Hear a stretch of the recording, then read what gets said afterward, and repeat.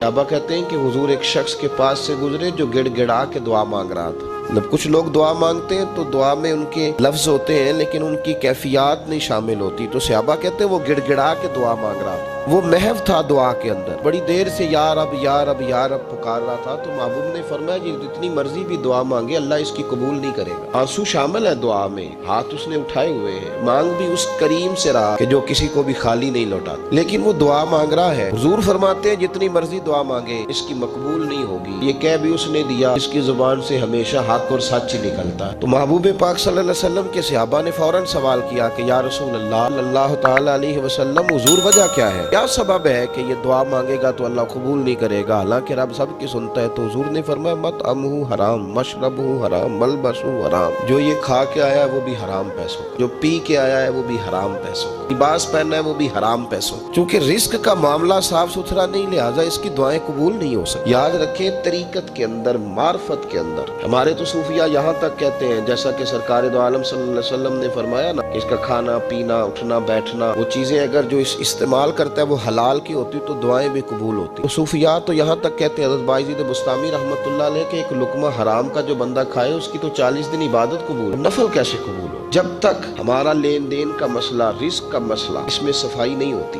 बंदों के हुकूक दबा कर 10 रुपए 5 रुपए 20 रुपए भी किसी के रख कर अगर हम ये समझते हैं मार्फत का नूर हमें नसीब हो तो ये मुमकिन नहीं। सूफिया तो मेरे भाई एक वक्त रोटी खाते थे, वो लोग तो कमजोरी दिखाते थे, उनके वजूद तो दुबले पतले थे। वो लोग जो थे वो बेचारे किसी का फेंका हुआ टुकड़ा भी किसी दरवेश का, किसी मोमिन का इस्तेमाल कर लेते थे, लेकिन जिंदगी में उन लोगों ने कभी किसी शख्स को धोखा नहीं दिया, किसी का माल नहीं रखा। एक बात एक दोस्त ने एक दफा मुझे बात बड़ी मुझे अजीब लगी। उसने कहा कि एक शख्स का इंतकाल हो गया, तो वो जब उसको दफन करने लगे नाजा पढ़ के तो एक आदमी ने उसकी चारपाई पकड़ ली। उसने कहा इसने मेरा 45 लाख रुपया देना है, पहले पैसे दोगे फिर दफन करने दो, पैसे दे दो दफन कर लो। जोर से पकड़ी, अब रश है, 3 बेटे भी थे तो जायदाद भी थी, सारा कुछ था। 3 बेटों से लोगों ने कहा कि तेरे अब्बे को वो दफन नहीं करने दे रहा, शोर है। और वो बंदा भी वो था जो बड़ा करीबी था उसका, उसके वालिद का पार्टनर था, ताल्लुकात थे। तो उसने कहा कि पहले पैसे दो फिर दफन करने दो। वो 3 बेटे कहने लगे किधर से पैसे दें, 45 लाख ही कह दिया। मैं तो अब्बा ने कोई नहीं बताया कि जायदादें हैं, मकान है, सारा कुछ है, तो भाई हम किधर से दें?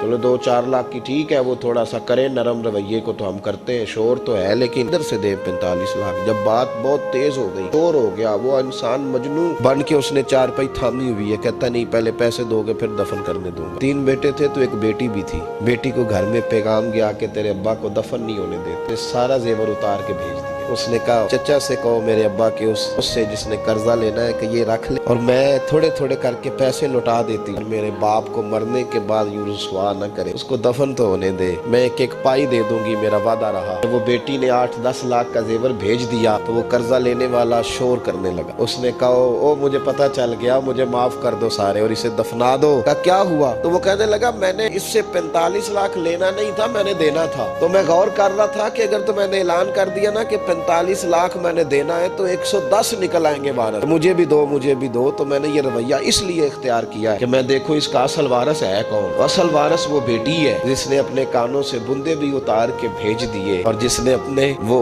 शादी वाले दिन पहनने वाले जेवरात, पहली रात का वो उसने जेवर भी सारा उतार के दे दिया। उसने कहा कि बाप का कफन न मैला हो जाए, तो असल वारस भी बच्ची है। उसने कहा इसने मुझे वसीयत की थी हर एक को ना दे देना, मेरे असल वारस को देना। तो मुझे असल वारस मिल गया, अब मैं किसी और को नहीं दूंगा, इस बेटी को दूंगा, इसने बाप के लिए कुर्बानी दी। याद रखे जिन्ना ली तू पाप कमाए हो किथे नहीं तेरे कर दे। तो इस लेन देन के मामलात अपने साफ सुथरे रखे तो मेहरबानी फरमाए। लेने देने के मामले, एक हदीस बुखारी में बड़ी मजेदारी में नबी पाक सल्लल्लाहु अलैहि वसल्लम ने फरमाया एक भाई अपने भाई से कर्जा लेने लगा, एक दोस्त अपने दोस्त से पैसे लेने लगा। उसने कहा यार पैसे तो मैं दे देता हूँ पर कोई गवाह। उसने कहा गरीबों के गवाह नहीं होते, मेरा गवाह अल्लाह है। उसने कहा किसी की जमानत दे दो। उसने कहा मेरी कौन जमानत देगा, मेरी जमानत मेरा अल्लाह ही देगा। बात हो गई 1000 दिनार। उसको बात बड़ी पसंद आई। कहा अल्लाह के नाम पर तू कहता है, अल्लाह भी गवाह है हमारे दरमियान और अल्लाह ही जमानती है, तो ले ले पैसे। 4 दिनार दे दिए। वो बंदा दरिया के पार चला गया। मेहनत ये देखें, अब इस हदीस से आप दर्स देखें, ये हिकायत नहीं, ये मेरे रसूल पाक का बयान किया हुआ फरमान। इसकी सदाकतों पे देखे और बुखारी की हदीस के जुमले कितने हसीन है। नबी पाक सल्लल्लाहु अलैहि वसल्लम ने फरमाया वो जिसने पैसे लिए बतौर कर्जा वो दरिया के पार चला गया, मेहनत मजदूरी करता रहा, जब मुकर्ररा वक्त आया तो उसने 1000 दिनार वादा किया था फलां तारीख को दे दूंगा, उस तारीख को उसने 1000 दिनार लिए और दरिया के किनारे पहुंच गया कि मुझे कश्ती मिले तो मैं उस तक पहुंचाऊं। लेकिन उसने इत्तेफाक के उस दिन कश्ती कोई ना मिली, बड़ा इंतजार किया, कश्ती कोई ना मिली। उसने एक लकड़ी ली, लकड़ी को अंदर से फाड़ा, लकड़ी होती है ना बांस की तरह, अंदर सुराख बन जाता है, बन जाती है। उसने अंदर से उसकी खुदाई की, उसके अंदर उसने 1000 दिनार रखा और एक रुका रखा कि भाई मैं पहुंचना चाहता था लेकिन मुझे कश्ती नहीं मिली तो मैं 1000 दिनार रख रहा हूँ, जिस रब की जमानत पर मैंने लिए थे मुझे उम्मीद है रब तुझ तक पहुंचा देगा, मुझे उम्मीद है अल्लाह पहुंचा देगा तेरे पास, मुझे उम्मीद है पहुंचाएगा। ये कह के उसने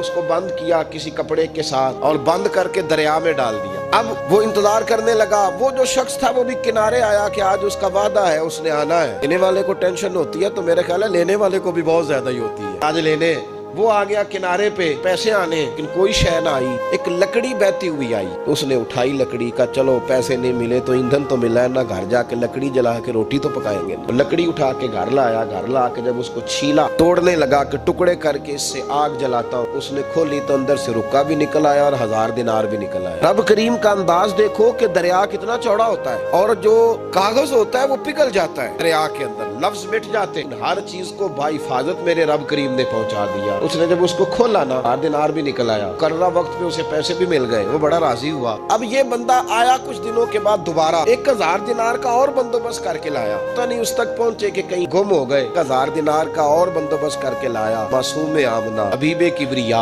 सैयद कौन मका सल्लल्लाहु अलैहि वसल्लम किस हुस्न के साथ अपनी उम्मत को हसीन अखलाक सिखा रहे हैं। नबी पाक अलैहिस्सलाम फरमाने लगे गुलामों एक और 1000 दिनार लेके दरवाजे पे आया और दस्तक दे के कहने लगा मेरा रब गवाह है कि मैंने कोशिश की थी पर मुझे कश्ती नहीं मिली, मेरा रब गवाह है कि मैंने हिम्मत की थी पर मौका नहीं मिला। क्या जानता है जिस रब की जमानत पे मैंने तुमसे पैसे लिए, मेरी कोशिश पूरी थी पर मौका नहीं मिला, मैं आया हूँ पैसे रख ले। उसने कहा अगर अल्लाह तेरे और मेरे दरमियान गवाह था फिर वो करीम भी बड़ा है, उन्हें दरिया में डाले थे तो रब करीम ने बाहिफाजत मुझे पहुँचा भी दिए और तेरी इज्जतों को उसने बरकरार रखा है, दिल में तेरी गोया कदर बढ़ गई है। भाई रब करीम पे भरोसा करे, जो अल्लाह पे भरोसा करे, इरादा करे। इस तरह की एक और हदीस सियासता में मौजूद है। नबी पाक सल्लल्लाहु अलैहि वसल्लम ने फरमाया एक बंदे का इरादा था कर्जा देने का, उसका प्रोग्राम था वापिस करूंगा पैसे, मेहनत कर रहा था, जद्दोजहद कर रहा था, कोशिश थी, वो तो उसकी सही थी, माने का 1% भी इरादा नहीं था, कोशिश जारी थी, हिम्मत कर रहा था, फौत हो गया। या रसूल अल्लाह अब क्या बनेगा? अगर सूफिया इस हदीस पे वजद आता है इन लफ्जों पे, तो क्या बनेगा? मेरे महबूब फरमाने लगे क़यामत के दिन अल्लाह अपनी रहमत से उसके कर्जे अदा फरमा देगा। देखो इतना भी कोई खुश नसीब है कि अल्लाह कर्जे अदा करे, इतना भी कोई खुश किस्मत है रब जिसके कर्जे दे। अल्लाह का मुझसे ले ले चल यार रहने दे। भाई सरकार दो आलम सल्लल्लाहु अलैहि वसल्लम ने फरमाया क़यामत के दिन दो भाई, एक भाई पहले इंतकाल कर गया, एक बाद में फौत हुआ। जो पहले चला गया उसके कुछ हुकूक बाद वाले ने देने थे, समझ ले कुछ कर्जे थे। अब वो पहले फौत हुआ, इसे बाद में एहसास हुआ, इसने कोशिश भी की, माफिया भी मांगी, लेकिन अब वो फौत हो चुका था। नबी पाक सल्लल्लाहु अलैहि वसल्लम फरमाते हैं क़यामत के दिन चूंकि ये माफिया भी मांगता रहा, तौबा भी करता रहा, बड़ी इसको सही एहसास हो गया, दामत वाली तौबा की, लेकिन अब जिसका हक था वो तो फौत हो गया, अब क्या करे? तो महबूब फरमाने लगे तो होगा ना, उसने देने थे पैसे जिसके जिम्मे हुकूक थे, लेकिन वो जिसके देने थे वो तो चला गया, कोई वारिस भी नहीं। फरमाया जब ये फौत होगा तो क़यामत के दिन जो पहले फौत हुआ था वो मुकदमा करेगा कि या अल्लाह इसने मेरा माल दबाया, मेरे पैसे लेके दे। तो रब करीम फरमाएगा चल ये बढ़िया माफिया मांगता रहा, इसे माफ कर। अल्लाह फरमाएगा अगर नहीं या अल्लाह मुझे बड़ा सताया, मुझे बड़ी तकलीफ दी, मेरे हुकूक जाया की, नहीं माफ करता। तो रब करीम फरमाएगा जरा ऊपर उठ ना, चल बाद में बात करते हैं, उठ तो सही। वो जन्नत में एक महल बना हुआ है, जरा उसकी तरफ तो नजर डाल। उसने नजर डाली तो यहाँ तो कोई अच्छा इंजीनियर बनाए कोई मकान, तो नजर जो है वो हटती नहीं। तो जिस मकान को रब तैयार फरमाए, जिसको अल्लाह बनाए, उससे नजरें कैसे हटती होंगी? उसने देखा तो देखता ही गया। अर्ज करने लगा मौला ये किसका मकान है? तो महबूब अलैहिस्सलाम फरमाते हैं रब करीम ने फरमाया उसका है जो इसकी कीमत देगा। कहा या अल्लाह कौन कीमत देगा? फरमाया तू भी दे सकता है। या अल्लाह मैं गरीब फकीर मैं कैसे कीमत दूं? तो अल्लाह फरमाएगा चल तो अपने भाई को माफ कर दे, मैं महल तुझे दे देता हूँ, तू माफी दे दे, महल तेरा हुआ। तो हुजूर फरमाते हैं 3 दफा बोला, कहने लगा या अल्लाह मैंने माफ किया, या अल्लाह मैंने माफ किया, या अल्लाह मैंने माफ किया। अल्लाह फरमाएगा फिर भाई का बाजू पकड़, वो एक महल नहीं, वो एक ही नक्शे के 2 बनाए हुए हैं, इसका बाजू पकड़, दोनों जन्नत में चले जाओ, मैंने तुम दोनों के लिए घर बना दिया है। अपने मामलात सही करने की कोशिश करें, अपने मामलात सही करें।